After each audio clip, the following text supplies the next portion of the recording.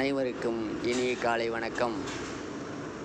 இந்த ஐந்தறிவு ஜீவன் நான் எங்கு சென்றாலும் இந்த கட்டிலிலே தான் இவன் உறங்குவான், நாய்கள்லாம் கீழே படுக்கட்டும் என்று தான் எமக்கு ஐயா அவர்கள் கட்டல் வாங்கி கொடுத்து இது ஒரு ஆனந்தப்படுத்தினார்.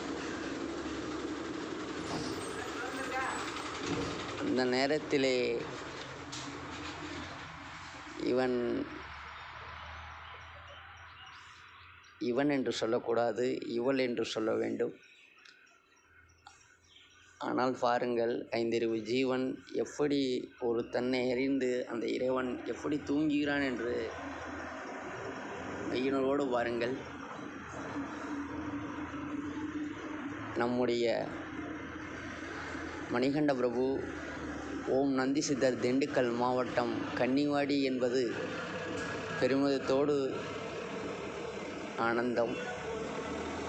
நாடுகளும் ஒற்றுமையாக இருக்க வேண்டும், நல்லதே நடக்க வேண்டும் என்று இந்த பைரவரிடமும் கூட நாங்கள் கோரிக்கை வைத்துள்ளோம். அது கூட அவ்வளோ ஒரு ஆனந்தமாக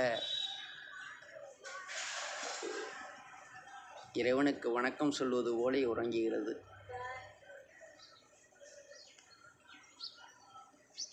நல்லதே நடக்கும்.